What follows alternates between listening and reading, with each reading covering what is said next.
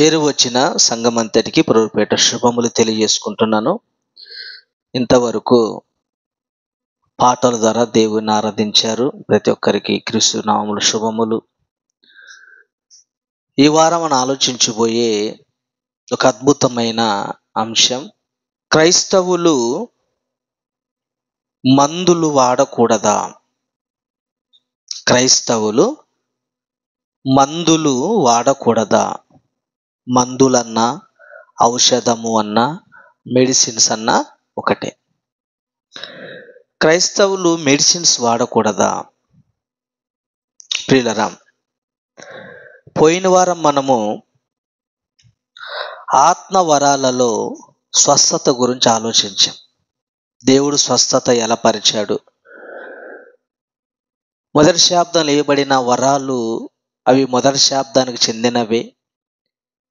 సువార్త వ్యాప్తి కొరకు, యేసుక్రీస్తు వారు అనేకులకు తేలడం కొరకు దేవుడిచ్చిన వరాలని, ఆ వరాలు పొందుకున్న వారు కేవలం అపోస్తలులు మాత్రమేనని, అపోస్తలుల వలన వరాలనే వచ్చాయని, అవి మొదటి శాబ్దంలో నిలిచిపోయిన సంగతి మనం ఆలోచించాం. అయితే మొదటి శాబ్దంలో దేవుడు యేసుక్రీస్తు వారు అయితేనే, అపోస్తలు అయితేనేమి డైరెక్ట్గా కళ్ళు లేని వాళ్ళు కళ్ళు ఇచ్చారు, కాళ్ళు లేని వారి కాళ్ళు ఇచ్చారు, పక్షవాయం గల వారిని తిరిగి లేపారు, మరణించిన వాళ్ళు ఎంతో మంది తిరిగి లేపారు. ఆ స్వస్థత వరాల ద్వారా వాళ్ళు ఎన్నో గొప్ప కార్యక్రమాలు చేశారు. అయితే నాడు జరిగినటువంటి మొదటి శాతం జరిగినటువంటి స్వస్థతలు, అద్భుతాలు నేటి కాలంలో లేవు. అయితే నేటి కాలంలో దేవుడు ఎలా స్వస్థత పరుస్తాడు?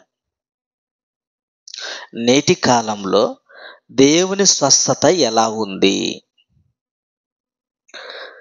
మనం నమ్మినటువంటి దేవుడు నాడు నేడు నిరంతరముగా ఉండే దేవుడు, మారని దేవుడు. ప్రియులరా, దేవుడు స్వస్థపరుస్తానన్నాడు, కానీ స్వస్థత విధానం మారిపోయింది. స్వస్థత మారలేదు, కానీ స్వస్థత జరిగే విధానాలు మారిపోయాయి. ఉదాహరణకు ఆకలి, 20 ఏళ్ళ కిందట ఆకలి ఉంది, ఇప్పుడు ఆకలి ఉంది, 30 ఏళ్ళ తర్వాత కూడా ఆకలి అనేది ఉంటుంది. కానీ ఆహార పదార్థాలు మారిపోతాయేమో కానీ ఆకలి ఎప్పటికీ మారదు. ఆహార పదార్థాలు మారతాయి కానీ ఆకలి మారదు. మనం భోజనం చేస్తాం, విదేశాల వల్ల అయితే ఏదో బెడ్ ముక్కను బన్నులో తింటారు. ఆకలి అందరికీ ఉంటుంది కానీ ఆహార పదార్థాలు మారతాయి. అలాగే దేవుడు స్వస్థపరుస్తానన్నాడు, కానీ స్వస్థత పరిచే విధానము మారిపోయిందండి. దేవుడు స్వస్థత పరిచే విధానము మారిపోయింది. అది ఎలానో మనం బైబిల్ గ్రంథంలో నుంచి ఆలోచిద్దాం. ఎందుకు ఈ పాఠాన్ని పెట్టామంటే సరైన అవగాహన క్రైస్తవ్యానికి లేదు. క్రైస్తవ్యంలో చాలామంది డినామినేషన్లో ఉన్నవారు ఏం నిర్ణయం తీసుకున్నారంటే, ఇదిగో మేము మందులు వాడము, మాకు ఎలాంటి రోగం వచ్చినా మేము మందిరానికి వెళుతాము, ప్రార్థన చేసుకుంటాం, మా విశ్వాసమే మమ్మల్ని నయము చేస్తుంది అనే వాళ్ళు చాలామంది కనపడతారు. ఇలా రోగం ముదిరిపోయినప్పుడు, ప్రాణాపాయ స్థితికి వెళ్ళినప్పుడు కూడా ఇదిగో దేవుడు స్వస్థపరుస్తాడు, ఏమి కాదమ్మా నేను ప్రార్థన చేస్తాను అన్నవాళ్ళు సేవకులు ఎంతోమంది కనపడుతున్నారు. అలా చాలామంది అండి, ఇదిగో రోగాలు పోతాయని, ఇదిగో ప్రార్థన ద్వారా అంత నయమవుతుందని ఈరోజు హాస్పిటల్కి వెళ్ళకుండా, తగినటువంటి రోగానికి మెడిసిన్స్ వాడకుండా ఎంతోమంది చనిపోయారు. కారణం ఏంటంటే వాళ్ళకి సరైన అవగాహన బైబిల్ పైన లేకపోవడం వల్ల. అందుకే యేసుక్రీస్తు వారు ఒక అద్భుతమైన మాట మాట్లాడేంటి తెలుసా? మత్తయి సువార్త 9వ అధ్యాయం 12వ వచనం. ఆయన ఆ మాట విని రోగులకే గాని ఆరోగ్యము గల వారికి వైద్యుడు అక్కరలేదు కదా. యేసుక్రీస్తు వారు ఒక చక్కటి మాట మాట్లాడుతూ, ఇదిగో రోగులకే కానీ ఆరోగ్యవంతులకు వైద్యుడు అక్కరలేదు అంటే, రోగులు ఖచ్చితంగా ఎవరు ఉండాలన్నాడు? వైద్యుడు అనగా ఎవరు? డాక్టర్స్. ఏంటి, రోగికి ఖచ్చితంగా అవసరమైంది ఏంటంటే డాక్టర్ అవసరము. డాక్టర్ అవసరం అంటున్నాడు యేసుక్రీస్తుల వారు. అయితే ఇదిగో రోగులకు వైద్యుడు ఎంత అవసరమో, ఇదిగో ఆత్మకున్న రోగాన్ని తీయడానికి కూడా నేను కూడా అంతే అవసరం అంటున్నాడు అక్కడ. అంటే రోగులకు ఖచ్చితంగా ఎవరంట, వైద్యుడు అవసరం అంట. వైద్యుడు అవసరమా? అవసరమండి. అందుకే అపోస్తులలో కూడా ఎవరు వైద్యుడు ఉన్నారు? ఎవరైనా? లూకా గారు. అపోస్తులలో కూడా వైద్యుడు ఉన్నాడు, అంటే వైద్యం చేస్తూ ఉన్నాడంటే వైద్యుడిగా పిలువబడుతున్నారు. లూకా గారు కూడా అతని గురించి పౌలు గారు ఎంత మంచి మాట మాట్లాడాడు ఒకసారి. ఎంత మంచి మాట మాట్లాడాడంటే కొలస్సీ పత్రిక 4వ అధ్యాయం 14వ వచనం. లూకా గారు గురించి అద్భుతమైన స్టేట్మెంట్ ఇచ్చాడండి. ఎలాంటి ఇచ్చాడు ఒకసారి. లూకా అను ప్రియమైన వైద్యుడును. చాలండి. లూకా అను ఎలాంటి వాడంట? ప్రియమైన వైద్యుడు. మంచి వైద్యుడు అన్నాడా, చెడ్డ వైద్యుడు అన్నాడా? ఒకవేళ వైద్యుడు అవసరం లేదనుకో, మెడిసిన్స్ మందులు వాడకూడదు అనుకో, పౌలు గారు ఏమనాలి? ఇదిగో చెడ్డవాడైనా వైద్యుడు అనాలి. కానీ మంచి వైద్యుడు, రోగానికి ఖచ్చితంగా వైద్యుడు అవసరం అండి. వైద్యుడు అవసరం. ఇలా తెలియక చాలా మంది ఇదిగో మూఢభక్తిలో వెళుతూ ఇదిగో ఏమీ కాదులే ప్రార్థన చేస్తే నయమైపోతుందనే ఏంటి రోగం ముదిరిపోయి మరణించిన వాళ్ళు ఎంతో మంది మనకి కనపడుతున్నారండి. గనుక ఆలోచిద్దాం ఒకసారి. పాత నిబంధన కాలానికి మనం వెళ్ళగలిగితే, పాత నిబంధన కాలంలో రోగాల బారిన పడిన వాళ్ళకి ఎలా వైద్యం జరిగింది? పాత నిబంధన కాలంలో రోగముతో ఉన్న వాళ్ళకి వైద్యం ఎలా జరిగింది? వాళ్ళు ఎలా మేలు పొందారు? వాళ్ళు ఎలా స్వస్థత పొందారు అన్నది ఆలోచన చేయగలిగితే, ఇర్మియా గ్రంథం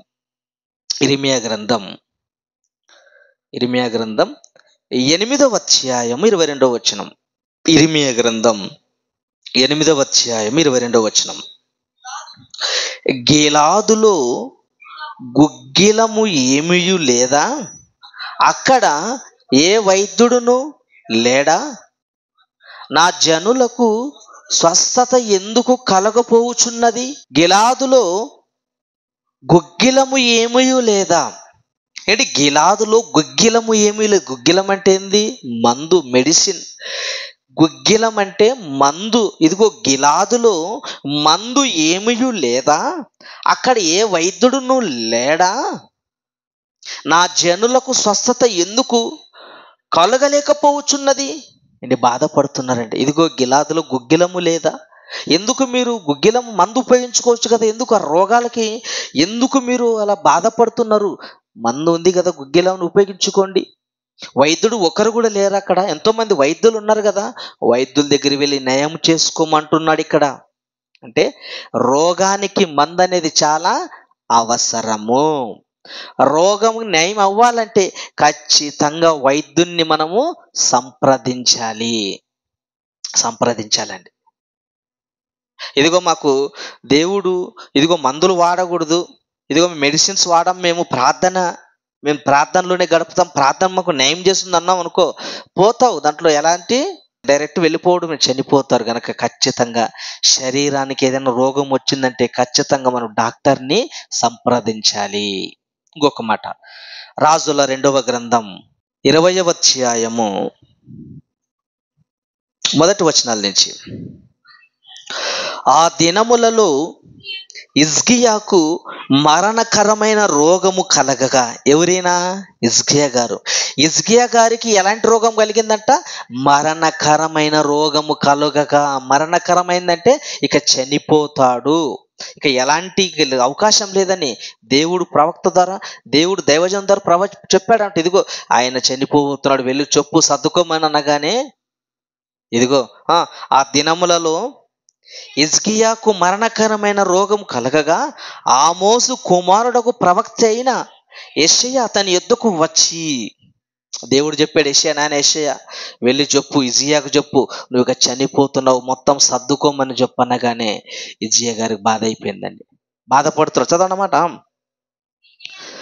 యెషయా అతని యొద్దకు వచ్చి, నీవు మరణమంచునున్నావు, బ్రతుకవు గనక నీవు నీ ఇల్లు చక్కబెట్టుకొనమని యెహోవా సెలవిచ్చుచున్నాడని చెప్పగా, ఇదిగో చెప్పేశాడు, నాయన నువ్వు సర్దుకో, ఇంకా నువ్వు మరణిస్తున్నావు, మరణ పంచుల్లో నువ్వు ఉన్నావు, ఇక నువ్వు బ్రతకవు అని చెప్పేశాడండి. చెప్పేగానే అప్పుడు హిజ్కియా గారు దేవుని ప్రార్థన చేస్తున్నాడు. గోడ తట్టుకు తిరిగి 2వ వచనం, అతడు తన ముఖము గోడ తట్టు త్రిప్పుకొని.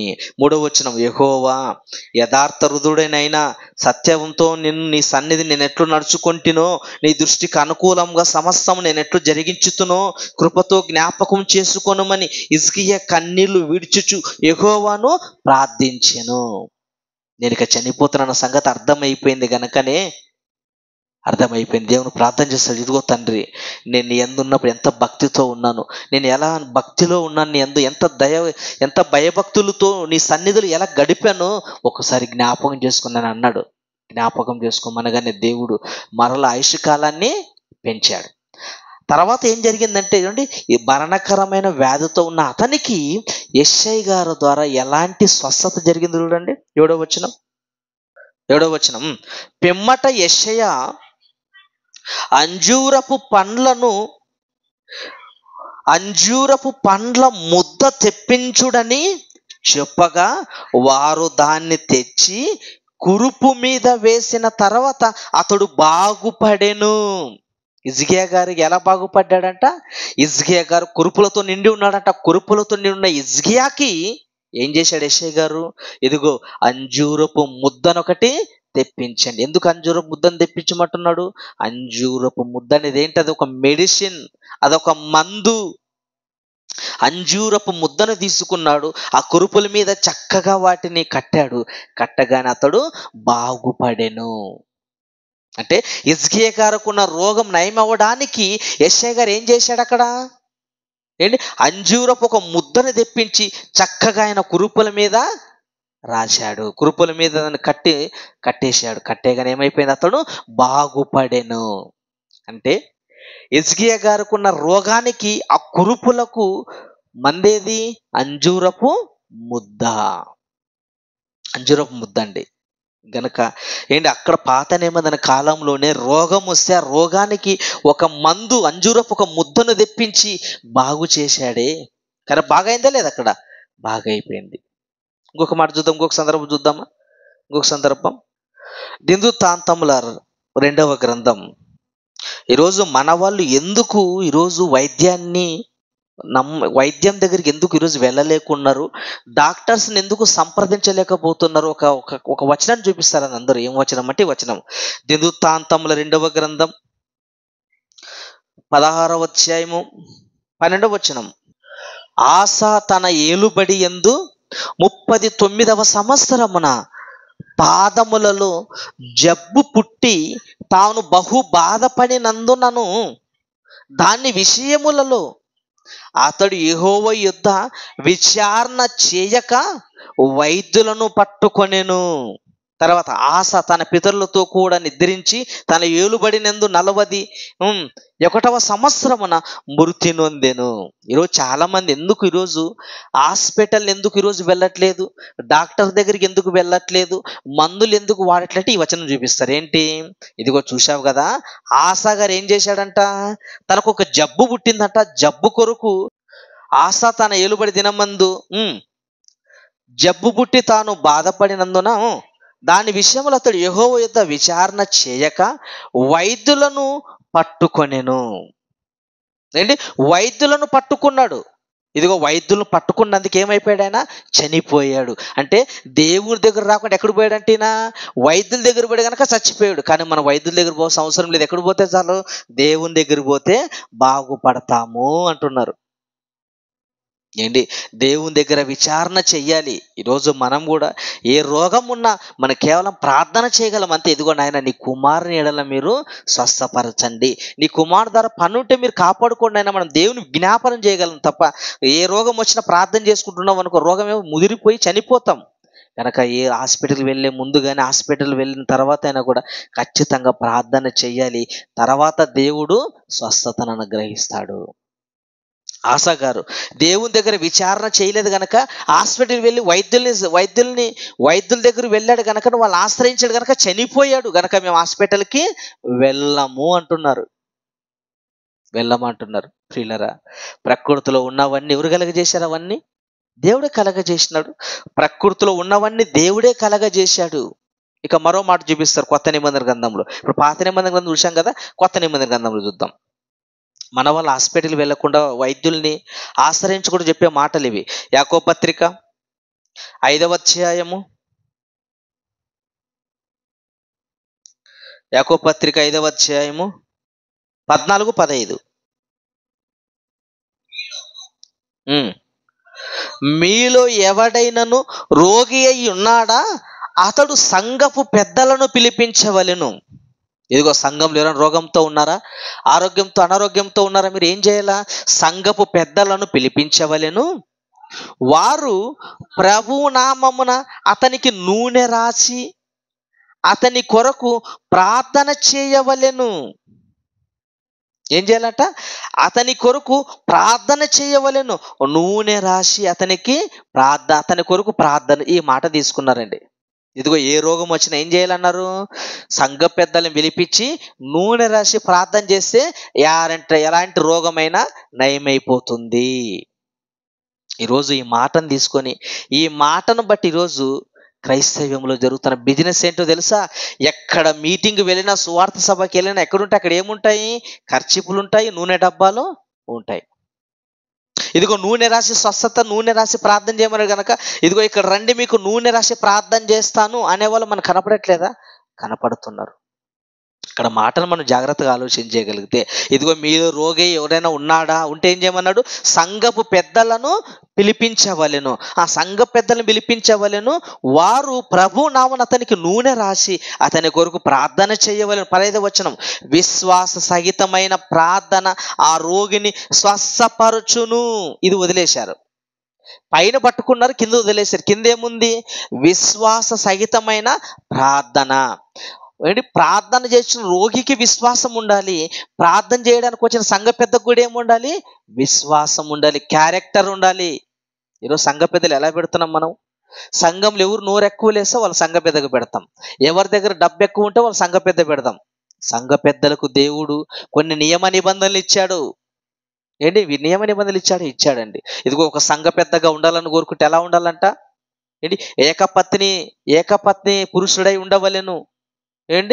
నిందారహితుడై ఉండవలెను. పిల్లల్ని దేవుణ్ణిలో పెంచేవాడై ఉండాలి. అతని మీద ఎలాంటి నేరోపణ చేయకుండా సాక్ష్యం పొందిన వాడు ఉండాలి. ఇవన్నీ అర్హతలు ఉన్నాయా?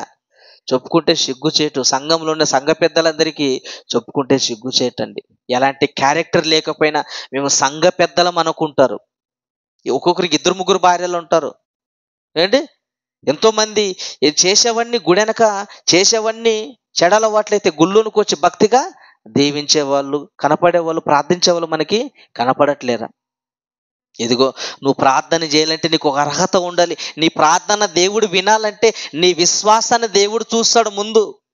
తర్వాత నువ్వు జబ్బు కొరకు నువ్వు దేవుని దగ్గర ప్రార్థన చేయించుకుంటున్నావే, నీ వల్ల దేవునికి ప్రయోజనమా లేదా? నువ్వు దేవుని కొరకు ఏదైనా చేసావా లేదా? నీ వల్ల దేవునికి ఉపయోగం ఉందా లేదా? దేవుడు ఇది చూస్తాడు. కనుక ఇవన్నీ పక్కకు పెట్టారు. తాగేవాని దగ్గర ప్రార్థన చేశారు. ఇదిగో ప్రభు ఈ కుమార్ని స్వస్థపరచు. భయంకరంగా డ్రగ్స్ తీసుకున్న వాని దగ్గర పోయి ప్రార్థన చేస్తారు. విశ్వాస సహితమైన, చదవనమాట ఒకసారి, విశ్వాస సహితమైన ప్రార్థన ఆ రోగిని స్వస్థపరచును. ప్రార్థన చేసే నీకు అర్హతలు ఉన్నాయనుకో, ప్రార్థన పొందుకున్నటువంటి అతనికి అర్హతలు ఉన్నాయనుకో, దేవుడు ఖచ్చితంగా స్వస్థతనిస్తాడు. ఇక్కడ ఏమన్నాడు? నూనె రాసి. ఏం రాయాలంట? నూనె.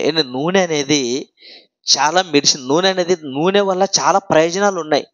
నూనె వలన చాలా ప్రయోజనాలు ఏంటి తెలుసా? నూనె వల్ల ప్రయోజనాలు, నూనె వలన ఎంత ప్రయోజనాలు అంటే, నూనె బాగా కాళ్ళకు రాసుకున్నా మనకు ఏమొస్తుంది? వెంటనే నిద్రపోవచ్చు. నూనె బాగా కాళ్ళకు రాసి మసాజ్ చేసుకుంటే వెంటనే ఏమొస్తుంది? నిద్ర వస్తుంది. తర్వాత నూనె చర్మం పైన ఏదైనా ఏంటి పొక్కులు చర్మం పైన ఏదైనా పగులనుకో, పగులుకు నూనె రాసావనుకో ఏమైపోతుంది? నయమైపోతుంది. నయమైపోతుందండి. నయమైపోతుంది. వాపు ఉన్న చోట నూనె రాసావనుకో, కాలు ఎక్కడన్నా వాపు ఉన్న చోట నూనె రాసావనుకో, ఆ వాపు తగ్గిపోతుంది. తగ్గిపోతుంది. నూనె వల్ల ఎన్నో ప్రయోజనాలు ఉన్నాయి. గాయం ఉన్న చోట నూనె రాసావనుకో, ఆ గాయం సైతం ఏమైపోతుంది? నయమైపోతుంది. అందుకే నూనెను వాడమన్నాడు. నూనె కూడా ఒక ఔషధం. అయితే ఏంటంటే ఇశ్రాయేలు కాలంలో, యూదుల కాలంలో నూనె ఎందుకు రాయమని తెలుసా? వాళ్ళు ఏది చేసినా ఖచ్చితంగా నూనె అనేది రాయాలి. వాళ్ళ ఒక ఆచారం అది. ఒలివ నూనె అయితేనేమి, ఏ నూనె అయితేనేమి, ఖచ్చితంగా ఆ నూనె ఎందుకు రాయమన్నాడంటే రోగి దగ్గర నూనె రాయడం అనేది ఒక ఆచారము. ఆచారమా? ఒకసారి చూడండి, లూకా సువార్త. ఎందుకు యూదులు, ఇశ్రాయేలు ఎందుకు నూనె ఎందుకు రాస్తున్నారంటే చూడండి, లూకా సువార్త 7వ అధ్యాయం 46వ వచనం. లూకా సువార్త 7వ అధ్యాయం 46వ వచనం. నీవు నూనెతో నా తల అంటలేదు గాని ఈమె నా పాదములకు అత్తరు పూసెను. ఏంటి? యూదులు ఎక్కడికి వెళ్ళినా ముందు ఏం చేయాలంట? నూనెతో తల అంటాలి. ఇది ఎలా? ఎందుకు? వాళ్ళ ఆచారము. ఇంటిలోనికి ఎవరు వచ్చినా ఏం చేయాలంట? మొదట నూనెతో తల అంటాలి. అందుకే యేసుక్రీస్తు అంటారు, నేను వచ్చిన తర్వాత నాకు తల అంటలేదే. చదవడం మాట ఒకసారి మరలా, నీవు నూనెతో నా తల అంటలేదే. ఈమె చాలనంటే ఖచ్చితంగా యూదులకున్న ఆశ్చర్యం ఏంటంటే వాళ్ళు ఎక్కడికి వెళ్ళినా, ఎవరి దగ్గర వెళ్ళినా ఖచ్చితంగా నూనెతో తల అంటాలి. ఇది ఒక ఆచారం, వాళ్ళకి ఇవ్వబడిన ఒక ఆచారం ఇది. అందుకే మాట్లాడితే యాకోబు గ్రంథంలో, ఇదిగో మీరు ఎవరింటికి వెళ్ళినా ఏం చేయమన్నాడు? ప్రార్థన చేసి నూనెను రాయండి. నూనె రాయండి. ఈరోజు మన వాళ్ళు నూనెతో బిజినెస్లు చేయడం మొదలుపెట్టారు. నూనెతో, ఇదిగో నూనె తల రాసే వాళ్ళు ఒకరైతే, నూనెతో ఏంటి స్ప్రే కొట్టే వాళ్ళు ఒకరైతే, నూనెతో అన్నిటికీ పూసే వాళ్ళు ఒకరు. ఏంటి? నూనె నువ్వు దేహానికి రాసుకుంటే నీకు అనారోగ్యం, మంచి ఆరోగ్యం వస్తుంది. నువ్వు గోడలు రాసి ఏం ప్రయోజనం లేదు, పొలాల్లో జల్లిన ఏం ప్రయోజనం లేదు. ఆ నూనె వల్ల నువ్వు బైక్ మీద రాసిన, ఏం కొత్త బైక్ కొన్నావు అనుకో, నూనెతో ప్రార్థన చేస్తారు. నువ్వు ఏది కొన్నా నూనె పోస్తే ప్రయోజనం ఏమీ లేదు. ఎందుకంటే ఇశ్రాయేలుకు, యూదులకు ఆచారం అది. వాళ్ళు ఎక్కడికి వెళ్ళినా నూనెతో ఖచ్చితంగా తలంటాలి. ఆ నూనెతో మనము ఏదైనా చేసుకుంటే మనకు లాభం. ఆరోగ్యకరమైన నూనె అనగానే మంచి ఆరోగ్యం. నూనెలో చాలా రకాలు ఉన్నాయి గనక నూనె అనేది, ఇదిగో ఈమె నా నూనెతో తల అంటలేదు. చూడండి, ఇంకొక మాట చూద్దాం. చూడు, లూకా సువార్త 10వ అధ్యాయం 33వ వచనం. లూకా సువార్త 10వ అధ్యాయం 33వ వచనం. అయితే ఒక సమరయుడు, ఇక్కడ మనకందరూ తెలుసు ఎవరి గురించి రాయబడిన మాట ఇది? మంచి సమరయుడు. సమరయుడట ప్రయాణమైపోతున్నాడట. ప్రయాణమైన పోతుంటే అతడు పడి ఉన్న చోటికి వచ్చి అతనిని చూచి అతని మీద జాలిపడెను. ఏంటి? ఒక ఆయనకు దెబ్బలు తగిలాయంట, కళ్ళ నిండా దెబ్బలు తగిలాయి, పడిపోయి కింద పడిపోయేసరికి, రోడ్డు మీద పడిపోయేసరికి అతన్ని చూచి అతని మీద జాలిపడి దగ్గరికి పోయి నూనెయు ద్రాక్షారసమును పోసి అతని గాయములను కట్టి తన వాహము మీద ఎక్కించి ఒక పూటగొల్లవాని ఇంటికి తీసుకొని పోయి అతన్ని పరామర్శించెను. ఎక్కడ తీసుకుపోయి అంటే గాయంతో ఉన్న ఆయనకి వెళ్ళి చూడగానే అతను ముందు ఏం చేశాడు? గాయంతో ఉన్నవానికి నూనె పూసి ద్రాక్షరసమును పోసి అతని గాయములను కట్టి. అంటే నీ గాయాలు బాగవ్వాలంటే ఏం చేయాలా? నూనె పూయాలి. అంటే గాయాలని నూనె ఏం చేస్తుంది? మాన్పిస్తుంది. గాయాన్ని మాన్పేది నూనె. అందుకే ఈరోజు ఎక్కువ మెడిసిన్స్లో, ఈ మెడిసిన్స్ అంటే ఎలా తయారు చేస్తారు? ప్రకృతులు దొరికే వనమూలికలు, ప్రకృతులు దొరికే పండ్లు, పలహారాలు, కొబ్బరితో చేసినట్టు నూనెలు, ఇవన్నీ వీటి వలన ఈరోజు మెడిసిన్స్ తయారవుతున్నాయి. అందుకే ఆ గాయాలకి ఏం చేశాడంటే ఈయన నూనె పూసి ద్రాక్షరసం పూసి గాయాన్ని కట్టి ఎక్కడికి అప్పగించాడు? ఒక ఇంటి దగ్గరికి అప్పగించాడు. డాక్టర్ దగ్గర, వైద్యుడి దగ్గరికి అప్పగించాడండి. ఇంకొక మాట చూడండి, యెషయా గ్రంథం 1వ అధ్యాయం 6వ వచనం. యెషయా గ్రంథం 1వ అధ్యాయం 6వ వచనం. అరకాలు మొదలుకొని తల వరకు స్వస్థత కొంచెమైనా లేదు. ఎక్కడ చూసినను గాయములు, దెబ్బలు, పచ్చిపుండ్లు. అంటే ఏమున్నాయంటే ఒక వ్యక్తికి గాయాలు, పచ్చిపుండ్లు, దెబ్బలు అనుకో. ఏం జరుగుతుంది? తర్వాత ఏం చేయమన్నాడు? గాయములు, దెబ్బలు, పచ్చిపుండ్లని అవి పిండబడలేదు, కట్టబడలేదు, తైలముతో మెత్తన చేయబడలేదు. అంటే గాయములకి ఏం చేయమన్నాడు? ముందుగా దీన్ని ఏమంటారంటే హాస్పిటల్ దీన్ని డాక్టర్స్ వాడేది డ్రెస్సింగ్ అంటారు. ఏమంటారు? డ్రెస్సింగ్. మొదట గాయంతో ఉన్న వ్యక్తిని ఏం చేస్తారు వాళ్ళు? మొదట తీసుకొని చక్కగా గాయాన్ని తుడిచి, ఆ గాయాన్ని చక్కగా పిండి, అందులో ఉన్నటువంటి చెడు బ్యాక్టీరియా, చెడు ద్రవాన్ని అంతా బయటకు తీసి దానికి ఒక ఆయింట్మెంట్ పూసి కట్టగట్ట ఏం చేస్తారు? దాన్ని డ్రెస్సింగ్ అంటారు. అదే ఇక్కడ ఏమంటున్నాడు చూడండి, గాయముతో పచ్చిపుండ్లు ఉన్న వ్యక్తికి ఏం చేయమన్నాడు? అవి పిండబడవలను. మొదట గాయాన్ని ఏం చేయాలి? తుడిసి దాన్ని పిండాలి. పిండితే లోపల ఉన్న ద్రవమంతా, విషద్రవం అంతా బయటకు వచ్చే, చెడు ద్రవం అంతా బయటకు వస్తుంది. ఆ పిండవలెను. కట్టబడను లేదు, కట్టబడను లేదు, తైలముతో మెత్తన చేయబడలేదు. ఎప్పుడైతే నువ్వు గాయాన్ని కడిగి పిండిన తర్వాత తైలముతో దాన్ని పూసి కట్టగట్టావనుకో, ఖచ్చితంగా గాయం అనేది బాగవుతుంది. ఇదిగో తైలం అనేది ఏంటి? నూనె. గనక మంచిగా దేవుడు పాత నిబంధన కాలం మొదలుకొని కొత్త నిబంధన వరకు ఆయా కాలాలలో దేవుడు స్వస్థత ఇచ్చాడు. ఎలా ఇచ్చాడు? ప్రకృతులు దొరికే వనమూలికల ద్వారా, ప్రకృతులు దొరికే రసాయనాల వల్ల, ప్రకృతులు దొరికే ఆయుర్వేదాల ద్వారా, ప్రకృతి దొరికితే ఆకులు, మొక్కలు, వీటన్నిటి ద్వారా స్వస్థతను చేకూర్చాడు. స్వస్థత. గనక గాయముల మీద ఏం చేయాలి? నూనె పూసి గాయాన్ని కట్టాలి. ఈరోజు ప్రకృతి అంతా ఎవరు కలగజేశారు? ఈ ప్రకృతిలో ఉన్న ప్రకృతిని ఎవరు కలగజేశారు? దేవుడు. హెబ్రీయులకు రాసిన పత్రిక 11వ అధ్యాయం 3వ వచనం. హెబ్రీయులకు రాసిన పత్రిక 11వ అధ్యాయం 3వ వచనం. ప్రపంచములు దేవుని వాక్యము వలన నిర్మాణమైనవి. అంటే ప్రపంచములు దేని వల్ల నిర్మాణమైనట్టు? ప్రపంచములు, ఈ ప్రకృతి దేని వలన కలిగించబడింది? దేని వలన కలగబడింది? దేవుని వాక్యం వలన. దేవుని వాక్యం వలన ప్రకృతి అంతా ఏర్పడింది. దేవుని వాక్యం అనగా ఎవరు? యేసుక్రీస్తు. అంటే ఈ ప్రకృతిని కలగజేసింది ఎవరు? దేవుడు. అంటే దేవుడు ప్రకృతిని కలగజేసి మనకిచ్చాడు. మనకి ఎలాంటి రోగం వచ్చినా ఎక్కడ దొరుకుతాయి? అవన్నీ ప్రకృతిలో దొరుకుతాయి. ఈరోజు మన వాళ్ళు చేసే మెడిసిన్స్ అన్ని ఎక్కడ అనుకున్నావన్నీ ప్రకృతిలో దొరికేవి. ఈరోజు ఇంగ్లీష్ మెడిసిన్స్ అంటున్నాం, కానీ మన తాతల కాలంలో ఏంటివి? ఆయుర్వేదిక్ అంటే ఏంటి? ఆకులు, వేళ్ళు, దుప్పలు, ఇవే కదా. ఇవన్నీ ఏంటివి? మంచి చెట్లు, మంచి ఆకులు, మంచి వేర్లు. వీటి ద్వారా మనిషికి స్వస్థత జరుగుతుంది, మనిషికి రోగాలు నయమవుతాయి. వాటిని ఏం చేశారంట? మందులుగా మార్చారంతే. ఈరోజు ఏదైనా నీకు అనారోగ్యం వచ్చిందరికి ఎక్కడికి వెళ్తావు? డాక్టర్ దగ్గర డాక్టర్ పెట్టి వెళ్ళగానే ఇదిగో నీకు పలానా రోగం, పలానా మెడిసిన్ అని చక్కగా షీట్ రాసిస్తాడు. ఆ షీట్ పట్టుకొని ఎక్కడికి వెళ్ళాలి? మనము మెడికల్ షాప్కి వెళ్ళాలి. మెడికల్ షాప్లో ఉన్న మందులు ఎక్కడి నుంచి వచ్చాయి? అవి ప్రకృతి నుంచి వచ్చాయి. ప్రకృతి ఎవరి వల్ల కలిగింది? దేవుని వలన కలిగింది. అంటే ప్రకృతిలో ఉన్నవన్నీ మన శరీరానికి ఏ రోగాలైతే ఉన్నాయో ఆ రోగాలకి చక్క మెడిసిన్ ఎక్కడ పెట్టాడు? ఆయన ప్రకృతిలో పెట్టాడు. ప్రతిదండి. నువ్వు తినే ఆకులు, అన్నం తింటే అన్నం ఏంటి? ఒక మెడిసిన్ కాదంటారా? మనం తినే ఆహారం ఏంటి? మెడిసిన్ కదా. ఆకలిన రోగానికి మనం తినే ఆహారం ఒక మెడిసిన్ అండి. అన్నం తినలేదనుకో కళ్ళు తిరిగి నీరసం వచ్చి పడిపోతావు. కనుక ఆకలిన రోగానికి మనం తినే ఆహారం ఒక మెడిసిన్. ఆదికాండము 1వ అధ్యాయం 29వ వచనం. ఆదికాండము 1వ అధ్యాయం 29వ వచనం. దేవుడు ఇదిగో భూమి మీదనున్న విత్తనములిచ్చు, ఫలమిచ్చు ప్రతి చెట్టును, విత్తనములిచ్చు వృక్ష ఫలము గల ప్రతి వృక్షమును మీకు ఇచ్చియున్నాడు. అవి మీకు ఆహారమగును. ప్రకృతిలో కనపడేవన్నీ వనమూలికలు అంటారే. మూలికలన్నీ ఎక్కడివి? యూట్యూబ్లో చూస్తూ ఉంటాం. ఆదివాసి మూలికలు.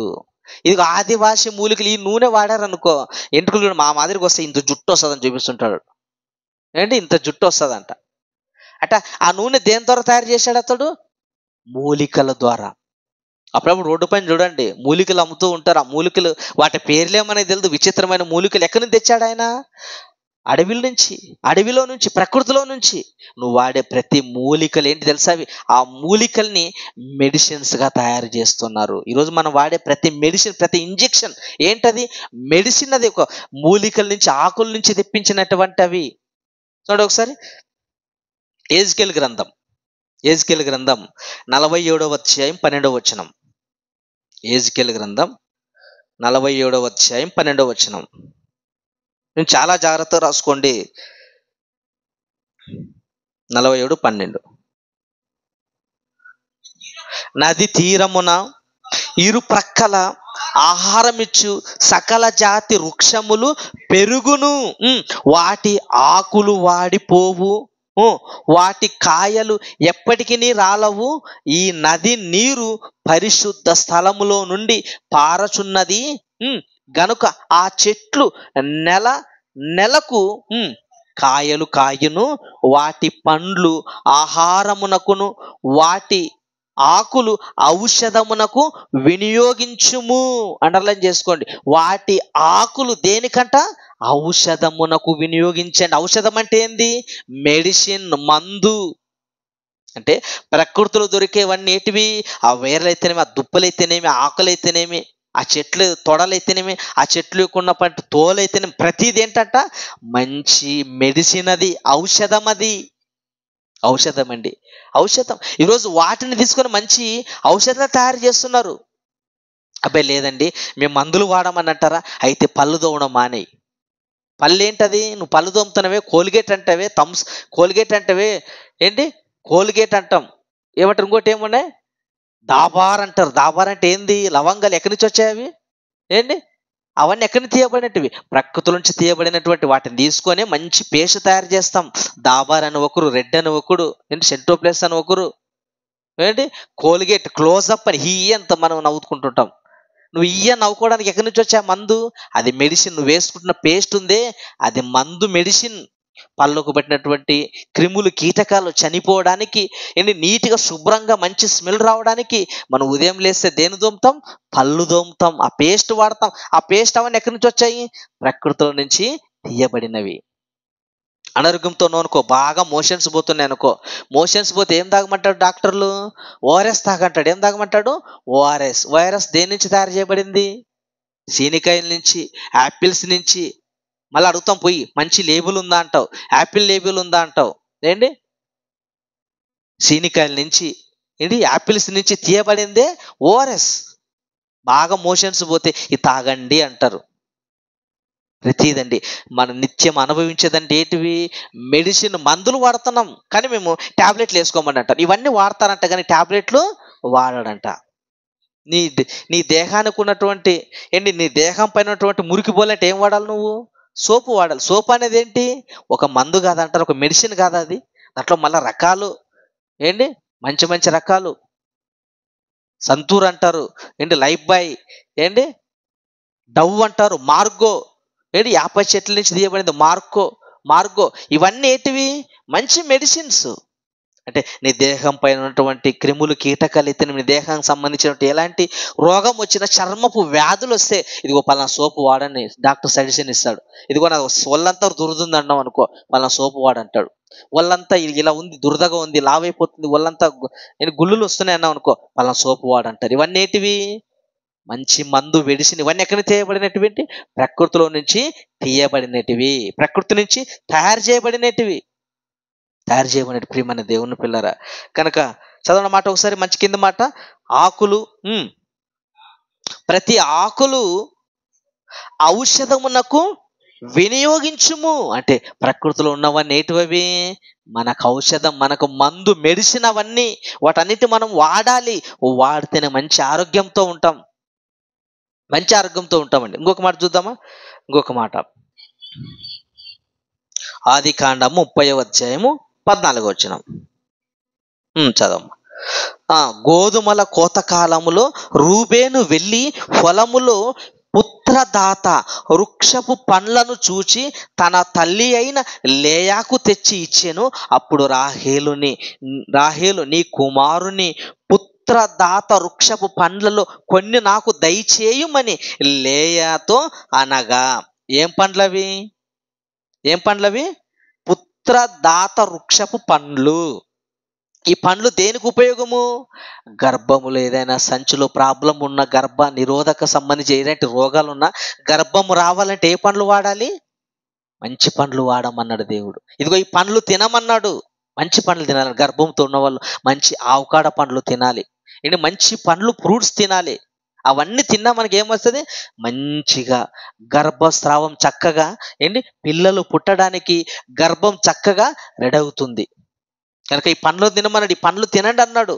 ఈరోజు ఈరోజు గర్భిణీలు కూడా హాస్పిటల్కి వెళ్ళినప్పుడు వాళ్ళు ఇచ్చే టానిక్లు ఏముంటాయి? టానిక్ల పైన పండ్లు, ఫ్రూట్స్, రకరకాల పండ్ల నుంచి సేకరించేటువంటి టానిక్ల నుంచి మనకి ఇస్తారు. వాటి తాగమ్మ, టయానికి తాగు. ఎందుకు?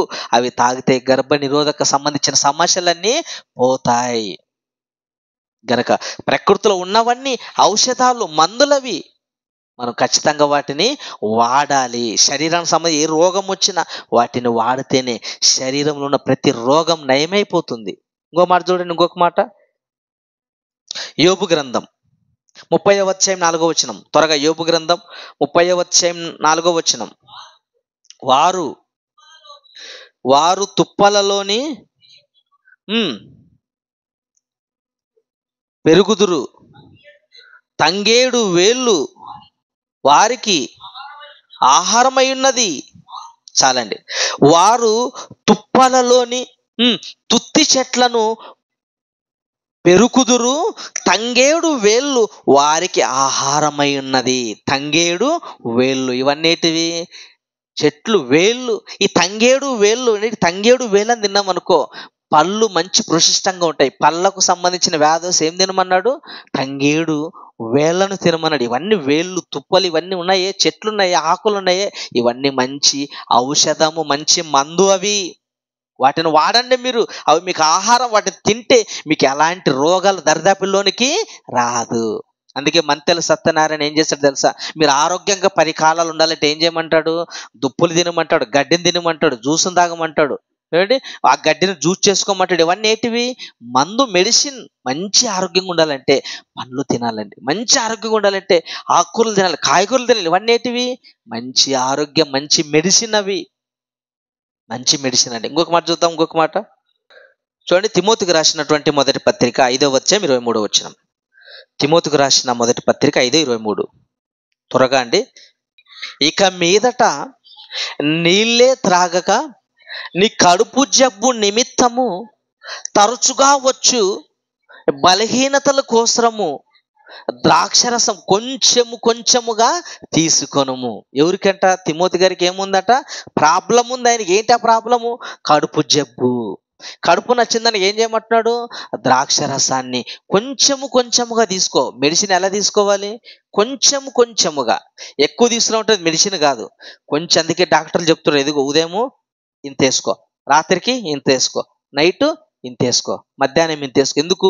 మెడిసిన్ నీకు ఎంత రోగం ఉంటే ఎంత దానికి డోస్ అంతే వాడాలి.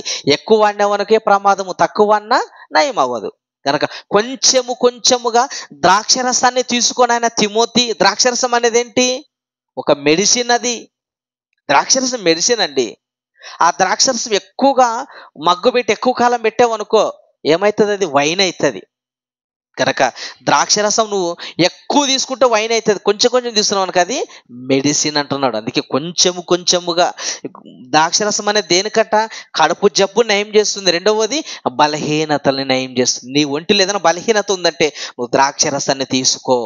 కనుక ఆ ద్రాక్షరసాన్ని ఈరోజు ఆ ద్రాక్ష పండ్లనే చాలా మెడిసిన్స్గా తయారు చేస్తారు. పిల్లలకు అనారోగ్యం వచ్చిందనుక టానిక్లు దేని ద్వారా చేస్తారు? అవి ద్రాక్షరసం పండ్ల నుంచి. బనానా పండ్లు, యాపిల్ పండ్లు, సీనికాయ పండ్లు ఇవే ఉంటుంది. పారాసిటమాల్ ఎప్పుడైనా చూసారా? పిల్లలకి మందు వేసేది. ఆ టానిక్ పైన ఏముంటుంది? అంతా పండ్లే ఉంటాయి అక్కడ అన్నీ. ఎందుకు? అవన్నీ మంచి ఔషధాలు గనక వాటి నుంచి మందును సేకరించి ఇదిగో మీరు రోగానికి దీన్ని వాడండి. గనక నేను తిమోతి, నీ కడుపు జబ్బు నిమిత్తం ద్రాక్షరసాన్ని కొంచెముగా తీసుకో. కొంచెముగా తీసుకోవాలి. సరే, ఇంకొక మాట చూద్దాం. ఇంకొక మాట యోహాను సువార్త 9వ అధ్యాయం 6వ వచనం. యోహాను సువార్త 9వ అధ్యాయం 6వ వచనం. ఆయన ఇట్లు చెప్పి నేల మీద ఉమ్ము వేసి ఉమ్ముతో బురద చేసి వాని కన్నుల మీద బురద పూసి. నేను యేసుక్రీస్తు వారు ఒక వ్యక్తికి స్వస్థపరుస్తున్నాడు. స్వస్థత ఎలా పరుస్తున్నాడంటే, ఒక వ్యక్తి వచ్చాడు ఆయన దగ్గర, ఎవరైనా కళ్ళు లేని వ్యక్తి. ఏంటి, కళ్ళు లేని వ్యక్తి యేసుక్రీస్తు వారి దగ్గరకు వస్తే యేసుక్రీస్తు వారు అతనికి ఎలా స్వస్థపరిచాడంట? మొదట ఏం చేశాడంటే, నేల మీద ఉమ్ము వేసి, అంటే ఉమ్ము వేసి, నేల మీద ఉమ్ము వేసి బురద చేసి వాని కన్నుల మీద బురద పూసి. ఏంటి, ఉమ్ము అనేది అది కూడా మంచి మెడిసిన్ అండి. ఉమ్ము అనేది ఎప్పుడన్నా గాయమైన కాడ నీ ఉమ్ముని తీసుకుని అలా పూసుకున్నాక ఏమైపోతుంది? అది నయమైపోతుంది. అందుకే జంతువులు గమనించండి మీరు ఎక్కువగా, కుక్కలైతేనేమి, ప్రతి జంతువు ఏం చేస్తే తెలుసా, గాయం ఉన్న చోట వాటికి ఎవరు మందేయరు. అడవిలో ఉండి కుక్కలైతేనే వాటి ఏం చేస్తాయంటే, అనారోగ్యం మీద పడినప్పుడు, గాయం ఉన్నప్పుడు ఆ వాటి గాయాన్ని మానుకోవడానికి నాలుక తవే ఏం చేస్తాయి, వాటి ఉమ్మితో రాస్తాయి, నాకుతాయి. కుక్క నాకుతుంది, గాయాన్ని మొత్తం నాకుతూ ఉందనుకో, ఒక 2 రోజులకి అది నయమైపోతుంది. అంటే ఉమ్ములో మంచి ఔషధ గుణాలు ఉన్నాయి. ఉమ్ములో ఏమున్నాయి? మంచి ఔషధ గుణాలు ఉన్నాయి. ఉమ్ము అనేది మంచి ఔషధం అండి. అది కనుక ఉమ్ముతో బురద చేసి ఆ బురదను ఏం చేయమన్నాడు? యేసుక్రీస్తు ఆ బురద తీసి కన్నుల మీద పూసాను, ఆ బురద పూసాను. బురద ఏంటి, మట్టి కూడా ఏంటి, ఒక ఔషధం. మట్టి అనేది ఒక ఔషధం. అందుకే ఈరోజు సుల్తాన్ మట్టి అంటారు. ఏం మట్టి అది? సుల్తాన్ మట్టి. వాళ్ళంతా పూసుకొని ఏం చేస్తుంటాడు? మరి చూడ, మత్స్య సత్యనారాయణ దగ్గర పోతే అంత ఒళ్ళంతా బురద మట్టి పూసుకొని అలా కూర్చుంటారు. ఎందుకు? శరీరానికి ఏ రోగం వచ్చినా మట్టి ద్వారా నయమైపోతుందని. శరీరం దురదలు ఉన్నా, ఏమున్నా, పగులున్నా, ఏ రోగం ఉన్నా ఏమైపోతుందంట? వచ్చే ఆ మట్టితో నయమైపోతుంది. అందుకే ప్రకృతిలో ఉన్నవన్నీ మంచి ఔషధం అండి. మట్టి ఔషధం, మట్టి ఔషధం. కనుక చాలా మంది మట్టిని పూసుకుంటూ ఉంటారు. కానీ ఆ మట్టి ప్లేస్లో ఏమొచ్చాయి? చాలా సోపులు వచ్చాయి. ఆ మట్టిని కాస్త ఎలా మార్చారు? సోపులుగా మార్చారు. నువ్వు సోపు పూసుకున్నా కూడా నీకు నయమైపోతుంది. నయమైపోతుంది. చాలా విధాలుగా పెట్టాడు దేవా. మట్టి బురద చేసి ఆ బురదను కన్నులకు పూసి ఏం చేయమని చదవండి. నీవు శిలోయమను కోనేటికి వెళ్ళి అందులో కడుగు కొనుమని చెప్పెను. శిలోమైన మాటకు పంపబడిన అర్థం. ఎప్పుడైతే ఆ మట్టిని పూసాడో, మట్టిని పూసి ఏం చెప్తున్నాడు? వెంటనే కడుక్కోమని లేదు. ఏమన్నాడు? నువ్వు శిలోమను కోనకు వెళ్ళు. ఆ కోన ఎక్కడుంది? కొంచెం దూరంలో ఉంది. 11వ వచనం చూడండి. 11వ వచనం.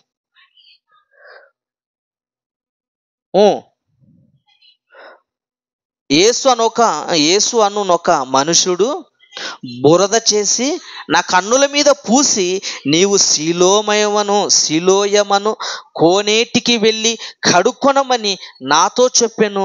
నేను వెళ్ళి కడుక్కొని చూపు పొంది తిని. యేసుక్రీస్తు ఎప్పుడైతే బురద చేసి ఆ మట్టిని తీసుకొని కళ్ళకు పూశాడో, పూసిన వెంటనే కడుక్కోమని లేదు, టైం పెట్టాడు దానికి. టైము, నువ్వు వెళ్ళి పలానా చోటుకి వెళ్ళి కడుక్కో. ఎందుకు అక్కడ కడుక్కోమంటున్నాడు? నువ్వు వెళ్ళే సమయం కల్లా ఏమవుతుంది? నీకు మందు పనిచేస్తుంది. నువ్వు పూసుకున్న వెంటనే కడుక్కోకూడదు. పూసుకున్న తర్వాత అర్ధగంట, గంట వరకు ఉండాలి. అప్పుడే దాని యొక్క ప్రభావం అనేది బయటకు వస్తుంది. అందుకే మెడిసిన్స్ వాడినప్పుడు వెంటనే రియాక్షన్ ఉంటుంది. ఎప్పుడైతుంది? మినిమం ఒక 5 నిమిషాలు, 10 నిమిషాల్లో ఆ టాబ్లెట్ కరిగిపోయి పని చేయడం మొదలు పెడుతుంది. అలాగే బురద పూసుకున్నాడు, ఒక కోనేటికి వెళ్ళమన్నాడు, వాటికి వెళ్ళే లోపల అది ఎండిపోయి దాని ద్వారా ఏమవుతుంది? నయం అవుతాడు కనుక కడుక్కోమన్నాడు. కనుక ఇది పద్ధతి అండి. కనుక ప్రకృతిలో ఎన్నో మనకు దొరుకుతాయి. వాటిని మనము చక్కగా ఉపయోగించుకుంటే ఎలాంటి అనారోగ్యము ఉండదు. కనుక ఖచ్చితంగా మనం మెడిసిన్స్, మందులు అనేటివి వాడాలి. శరీరానికి ఉన్న రోగం నయం అవ్వాలంటే ప్రకృతిలో దొరికేవన్నీ వనమూలికల ద్వారా ఈరోజు హాస్పిటల్స్లో టాబ్లెట్లుగా, టానికలుగా మనకు కనపడుతున్నాయి. కనుక చక్కగా వాళ్ళు ఎంతో కష్టపడి వాటిని మందులుగా తయారు చేసిన మందులు మనము వాడాలి. వాడితే మన శరీరానికి ఉన్న నీకు ఏ రోగమైనా చక్కగా అవి నయమైపోతాయి. లేదండి నేను ప్రార్థన చేసుకుంటాను, బాగవుతుంది అన్నావు అనుకో, అయితే కాలు ఇరిగిపోయింది అనుకో, హాస్పిటల్ వెళ్ళుకొని ఉంటావా? కాలు ఇరిగిపోయి నువ్వు కట్టలేదు అనుకో, ఏమవుతుంది? అది అలాగే ఇరిగిపోతుంది. నువ్వు ఎప్పుడైతే దాన్ని కడతావు, నువ్వు ఆ కట్ట కడితే ఏమైపోతుంది? చక్కగా అది సెట్ అయిపోతుంది. కనుక ప్రతిదీ మనము వాడాలి. లేదు నాకు ఏం కాదు, యాక్సిడెంట్ అయినా పర్లేదు, ఇలాగ అనుకో, చచ్చిపోతాం మనమే. కనుక ప్రతిదీ ఏసే చూస్తుంటాడు అనుకో, ఏసీ ఏం చూస్తుంటాడు అంతే. ఆయన ప్రకృతిలో పెట్టాను కదా నేను వాటిని వాడంటాడు అంతే. కనుక ప్రతిదీ మనము వాడాలి. ముగించుకుందాం. యాకోబు పత్రిక 1:21 వచనం. యాకోబు పత్రిక 1:21 వచనం. యాకోబు పత్రిక మొదట మీరు అందుచేత సమస్త కల్మషముకు వెర్రవీగుతున్న దుష్టత్వమును మాని లోపల నాటబడి మీ ఆత్మలు రక్షించుటకు శక్తి గల వాక్యాన్ని సాత్వికముతో అంగీకరించండి. మీ ఆత్మను రక్షించుకోవాలంటే, మీ ఆత్మకున్న రోగం పోవాలంటే ఏంటి? వాక్యము. వాక్యం అనే మెడిసిన్ మందు ద్వారా మీ ఆత్మకున్న రోగం నయమవుతుంది. మీ శరీరానికున్న రోగం నయం అవ్వాలంటే ఇదిగో ప్రకృతిలో కనపడుతున్నాయి, అనుభవించు వాటిని. ప్రకృతిలో ఊడిపోయించుకో. నువ్వు పండ్లు తిను, ఆకుకూరలు తిను, కాయగూరలు తిను, నువ్వు చెట్లు వేర్లను తీసుకో. ప్రతిదీ నీకు ఒక మెడిసిన్. ప్రతిదీ మెడిసిన్ అండి. ప్రకృతిలో కనపడేవన్నీ మనకు ఒక మంచి మెడిసిన్ అది. కనుక ఆత్మకున్న రోగం పోవాలంటే వాక్యాన్ని చదవాలి, వాక్యాన్ని నేర్చుకోవాలి. ఈ వాక్యం వల్ల ఆత్మకున్న రోగము వెళ్ళిపోతుంది. కనుక వాక్యం అనే ఈ మందు ఎంత గొప్పదంటే, ఎబ్రిల్ రాసిన పత్రిక 4:12 ఈ వాక్యం ఎంత గొప్పది చూడండి ఒకసారి. 4:12 ఎందుకనగా దేవుని వాక్యము సజీవమై బలము గలదై రెండంచులు గల ఎటువంటి ఖడ్గముకైనను వాడిగా ఉండి ప్రాణాత్మలను కీళ్లను మూలుగును విభజించి మట్టుకు దూరుచు హృదయము యొక్క తలంపులను ఆలోచనలను శోధించుచున్నది. ఏంటి? సజీవమైనది, బలము గలది. ఈ వాక్యం నీకు ఆత్మకి ఏదైనా రోగం వచ్చిందా? ఆత్మతో నువ్వు నలిగిపోతున్నావా? పాపంతో మునిగిపోతున్నావా? అయితే ఈ వాక్యాన్ని అంగీకరించండి. ఈ వాక్యాన్ని అంగీకరిస్తే బలాన్ని ఇస్తుంది, సజీవాన్ని ఇస్తుంది. నువ్వు మరణించిన తర్వాత మరో లోకంలో కూడా బ్రతుకుతావు, ఇక్కడ కూడా బ్రతుకుతావు. మరి శరీరానికి రోగమా? ప్రకృతిలో ఎన్నో ఉన్నాయి. ఆకలిన రోగానికి అన్నం తింటున్నాం. ఏంటి? పళ్ళు దుమ్ముకోవడానికి మంచి బ్రష్ చేస్తున్నాం. ప్రతిదీ ఒంటిపైన రోగము, క్రిములు పోవడానికి మంచి స్నానం చేస్తున్నాం. ఇవన్నీ ప్రకృతిలో దొరికే మనకి మంచి మెడిసిన్, మందులు. మనం తినే ఆహారం మెడిసిన్, మనం తినే పండ్లు మెడిసిన్. ప్రతిదీ మనం అనుభవిస్తుండే ప్రతిదీ మంచి మెడిసిన్. కనుక వీటిని ఖచ్చితంగా మనం వాడితేనే మంచి ఆరోగ్యంతో ఉంటాము. క్రైస్తవులు మందులు, మెడిసిన్స్ వాడవచ్చా? ఖచ్చితంగా వాడాలి. వాడకూడదు అన్నావంటే పోతావు అంతే. కనుక ప్రియులారా, ఇక మనం వచ్చే వారము ఈ ఆత్మవరాల్లో స్వస్థత గురించి ఆలోచించాము. ఇక వచ్చే వారము దెయ్యాల గురించి, యేసుక్రీస్తు మొదటి శాతంలో ఉన్న దెయ్యాలు నేటి కాలంలో ఉన్నాయి. దెయ్యాలు ఒకటేనా? ఇందుకు నేటి మన బోధకులు వదులుతున్న దెయ్యాలు నిజమా కాదా? ఓకే, ప్రార్థన చేసుకుందాం. దయగలిగిన మా తండ్రి, మంచి మాటలు మాకు నేర్పించారు నాయన. మాకు సంబంధించిన ప్రతి రోగానికి మెడిసిన్గా ప్రకృతిలో ఎన్నో పెట్టారు. వాటిని మేము అనుభవించిన వాటిని పొందుకొని చక్కగా మీరు ఇచ్చిన ఆయుష్ కాలం వరకు మేము బ్రతుకుతూ మీకు ఇష్టమైన పిల్లలు బ్రతికే భాగ్యాన్ని ప్రసాదం. మీరు ఇచ్చిన పని నెరవేరుస్తూ మీ కొరకు బ్రతుకుతూ అనేకులనైనా నీ పిల్లల్ని దగ్గర చేర్చే భాగ్యాన్ని ప్రసాదించండి. సంఘాన్ని జ్ఞాపం చేసుకోమని దీవించను. మీ కుమారుడు మా రక్షకుడైన యేసుక్రీస్తు నామములో ప్రార్థన అడుగుచున్నాం తండ్రి. ఆమేన్.